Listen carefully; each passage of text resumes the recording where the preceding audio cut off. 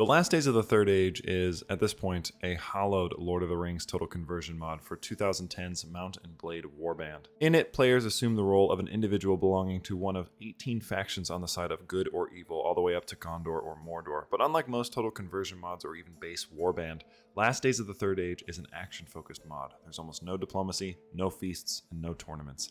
Instead, the main goal, the only goal, is to destroy and win against the opposing side. And it's a blast, making for faster campaigns that feel like they have genuine stakes. While the combat systems remain mostly intact, there are a plethora of new enemies, weapons, and armor to battle with and against.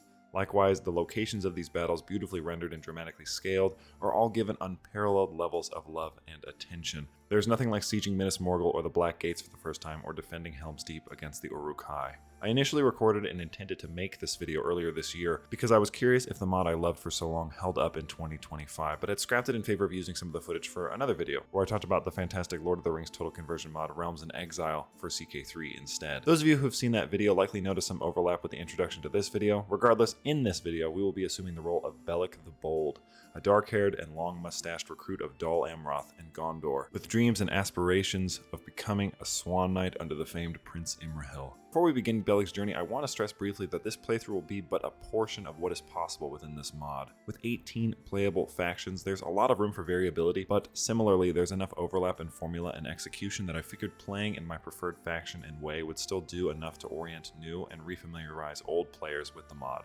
Anyway, after you select your faction and make your character, before jumping into the mod proper, you have to select when you want the War of the Ring to begin. This is something you can choose by day or by level. For my part, I chose it to be at level 8, which is the default. Some of you may think this is too early, as the action and tension ramps up considerably once the war begins. If you're new to the mod, I'd recommend probably setting it closer to the middle teens, so that you give yourself some time to explore and experience the mod a little bit beforehand. You won't be moving between regions nearly as much until the endgame once the war starts, especially if you're playing in Gondor like me, because they have 4 major enemies to battle against at the game's start, those being Mordor, Harad, Khand, and Umbar. But for now, we don't have to worry about those enemies aside from their patrols, as they're busy preparing for the coming war too. The mod can be comfortably seen then as a tale of two halves, pre and post-war. Narratively, there isn't much to speak of at the beginning of the video. Most of my early game was spent delivering messages between lords, fighting minor enemy parties, and exploring the various regional cities, which is definitely worth highlighting. Cities and towns work differently in Last Days of the Third Age, as by default, you have to first explore them and find their various merchants, captains, and guild masters, because if you don't, you'll only have access to entering the city and entering the castle or keep. I think out of everything this mod puts on display, the attention to detail of these cities, with NPCs working and going about their day, and the sheer scale of some of them like Minas Tirith really put players into the world of Middle-earth. Since this is a less narrative part, let me quickly discuss some of the other unique features of the mod before we move on to the more narrative section of the rest of the video. For one, food works a little differently in this mod, giving you a bonus to troops morale, which if dropped too low will cause your troops to waver or full-on retreat in battle, but it will not cause them to ever leave your army, unlike in base Warband. They'll only leave your army if you run out of resource points, which I'll touch on in a second. As for morale, you also get something known as rallies in each battle on the chance your morale and troop cohesion gets low enough, but it's best to stack as many positive modifiers with food or items to boost your morale for when you fight against tougher enemies, otherwise you're just going to see your army retreating a lot and it's kind of frustrating. Secondly, the various factions and their aforementioned beautiful cities and camps they reside in can be destroyed, in many cases eliminating that faction from the game entirely, such as with Umbar or Dunland, who only ever get one camp. This is provided their faction strength rank is low enough to trigger sieges by the enemy, something players can ask the AI to do but cannot do themselves, using something known as influence, one of the new forms of currency within the mod, which players can use to acquire special equipment based on their faction rank, recruit companions, and make requests of other NPCs, which is also rank-based. Gold has likewise been replaced by something known as resource points, which serve as your main funds and are tracked by faction. You earn this by fighting battles and completing quests in that faction's respective regions. You can then use them to buy equipment, pay for your troops, and so on. Now, when I say faction specific, I mean that if you have troops from Gondor, you cannot pay them with resource points you earn in Rohan. You would need resource points from Rohan to pay for them, or they will leave your party to return to their own war. Now, I've said rank a few times, so before we move on to the story, let me just say that rank is exactly as it sounds and is earned as rank points alongside influence and resource points from battles and quests, and gives you access to everything from more troops to recruit, better equipment to buy, or special items which you have to use influence to purchase, like the Horn of Gondor, available at Gondor rank 10. Now, I think that's everything I want to discuss for now. If I think of something, or more likely, forget others and I see it in a comment, I'll leave a pinned comment, or you can leave a comment and help others find out more information. Anyway, the very last quest I did prior to the war kicking off, after assembling my modest party, of course, was dispatching a pair of trolls on behalf of the steward Denethor, which I found kind of poetic. Trolls are really annoying enemies and they have a ton of health, and it's sort of symbolic of what was to come. Two great beasts to challenge us before the coming horrors ahead. With this quest completion, I reach level 8, and our story properly begins with a visit from the legendary wizard himself, Gandalf.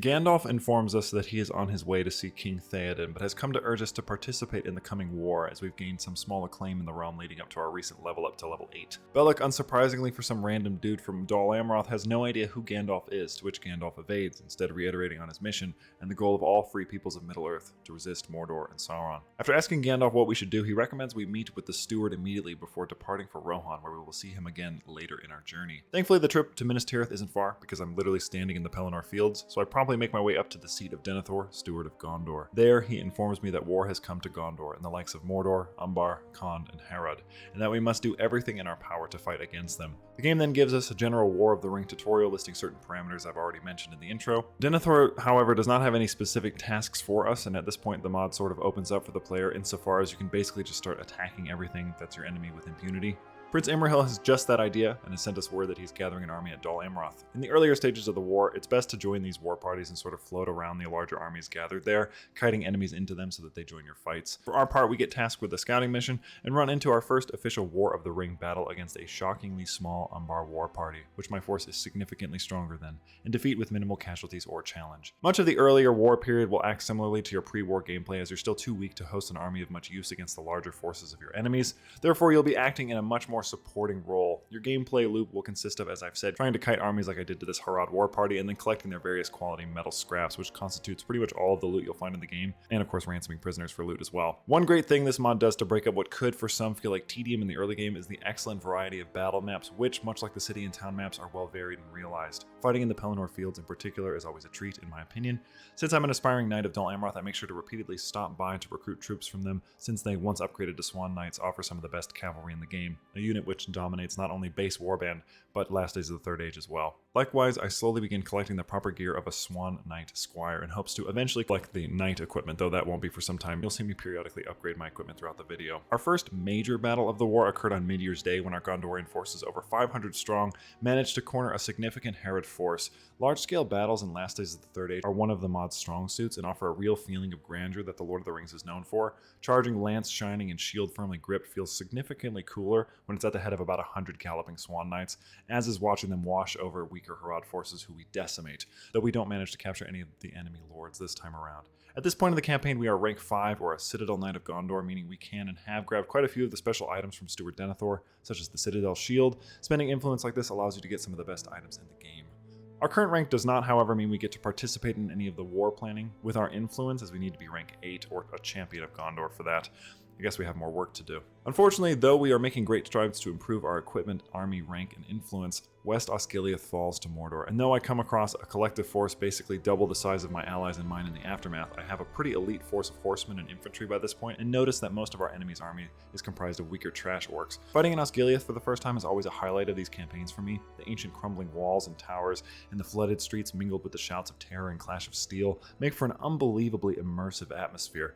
That, coupled with the very real possibility of losing my entire hard-earned force, causes me to fight with just an edge more effort and boldness, taking risks and charging headlong into the fray to eliminate as many black-blooded orcs as Bellic's sword arm can manage, which is a lot. Though I do get knocked unconscious, our forces miraculously, though with heavy losses, manage to defeat the larger force, causing Mordor a significant blow, though this time all 4 captains of the enemy again manage to escape. But after seeing the prisoners and troops we can grab from the enemy's prison pool, I think I can manage. Moving away from the war for a second, after fighting a few battles, Bellic is around level 16 and is known throughout the realm as a bold, hence the nickname, and brave leader of men. Gondor is currently just below Mordor in terms of overall strength, which is a good sign considering we're also fighting 2 of the other strongest factions in the game in tandem. Umbar, however, is weak enough now for us to probably destroy, but we have to wait for the AI to do that since I'm not a high enough rank to suggest it. Thankfully, there's plenty for a captain of Gondor to do, as I'm informed Prince Imrahil has besieged West Osgiliath and ride up to find him in battle, which naturally I help even the odds of.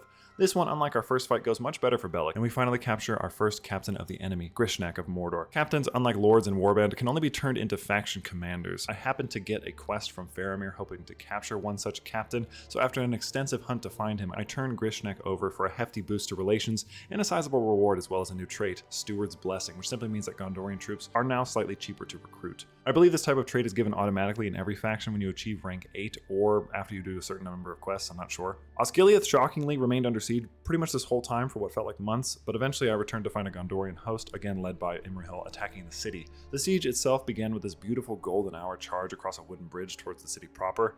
In the mod, sieges have these banners where the AI will spawn, unless you and a part of your army stand by them to deactivate and eventually destroy them. Players can have soldiers follow them naturally depending on how high your morale is and your performance in battle, but they'll also congregate around these places normally otherwise. After enough time at each banner, they will catch on fire and the enemy will no longer be able to spawn from those points. If you eliminate all spawn banners in this way, you will win the siege. If you get knocked out in a siege, however, the AI cannot burn these banners on their own and must win through attrition, so it's best to stay alive if you want the battle to be quick. In the aftermath of our victory, I found a considerable host of prisoners which I am unfortunately unable to recruit because of my nearly full party, but they will disperse to my allies, bolstering our forces for our next strike, which happens to be on the Haradrim camp, which, if destroyed, will eliminate one of our 4 enemies from the campaign completely. The Haradrim and Khan camps are both admittedly a bit uninteresting, just sprawling war camps that don't look too different. The rain did give the burning buildings a nice compositional look, which I liked, but Gondor once again prevailed, and I turned out a rather nice performance slaying something like 40 troops, thus ending the threat of Harad. And Gondor, no, all free peoples of Middle-earth are just a bit safer for it. Next, after chasing down some Mordor war parties around Osgiliath and the Pelennor fields to continue to weaken their force, I found Prince Imrahil had besieged East Osgiliath, but first I stopped by Dol Amroth to resupply and gain fresh recruits and also deal with a pirate problem Imrahil had requested us deal with. Boarding the enemy ships, my forces and I are treated to oddly one of my favorite maps in the mod, a battle at sea amidst wrecked ships and thrown weapons galore. This is also the same map I'm pretty sure for the Umbar war camp, which you will not see in this video because I did not participate in its destruction. We'll talk about that again later. Once dispatched, I rushed back to East Osgiliath to help our brave captain take the city, followed by a few of the war camps stationed around the river. These ones are always a bit of a pain because of our old enemies trolls, who have this annoying tendency to launch you when they hit you, and these war camps are so small that when you run into multiple trolls, it can make for a pretty tedious time as they're just flopping people around and not getting hit. Eventually the armies of Gondor make their way to the Khan camp, where I'm told by my friend Faramir that I'm super cool, and he gives me a Master Ranger of Ithilien before we storm into the Khan camp together. Very nice of him. Thus, 2 enemies of Gondor are broken, and I turn my eyes north to Rohan, who admittedly tends to struggle against Isengard and Dunland if left unaided by the player, so much so that their city of East Emnet has already been destroyed by the enemy. After my arrival, I take the opportunity to explore Edoras, which I've always enjoyed. It has such a different feel from Minas Tirith, while also still holding the same grandeur in its own right, with the Golden Hall looking out over the great fields of Rohan and the distant mountains. It's truly beautiful stuff. I find King Theoden sieging one of the distant Uruk-hai war camps, where we reintroduce ourselves, though the king does know us tangentially from our efforts in Gondor. The Uruk-hai are much more heavily armored and formidable than the standard Mordor orc we've faced so far, though I'm using an almost guaranteed one-hit kill weapon, the special sword of Westernness, claimable after becoming a champion of Gondor. Uruk-hai generally take still 2 or 3 swings with this thing to kill, so you can see how strong they are. With Rohan troops being considerably less armored than Gondorians, it makes sense why they've struggled to dislodge this threat so far. I take the opportunity when in the area to patrol around with the king and his men, helping them eliminate or kite enemy lords into their armies to help weaken their foes. While doing this, I receive notice of a siege of Gondor happening at the Emyn Wheel Watchtower and rush over only to run into Mordor Captain Gothmog's army first. On the battlefield, we are met with another unique Last Days of the Third Age mechanic, the Nazgul. While the Nazgul do not participate in battles directly, likely for balancing reasons, they fly overhead, causing your soldiers to cower in terror and lower their morale. This happens randomly. After noticing Theoden sieging the Dunland camp, clearly our efforts of weakening his enemies have helped, I make my way back to Rohan to assist, only to run into a familiar face. Gandalf is grateful to have run into me, and Bellic, evidently now knowing who he is, presumably from one of the other lords on his campaigns, asks him what he needs. Gandalf informs us that a huge host of orcs under the White Hand of Saruman are marching on Helm's Deep, and if Rohan can survive, then the time to strike Isengard a final blow will be at hand. This is a unique quest, as it offers you the chance to either go to the Hornburg and participate in the defense, or go to Isengard and attack the keep.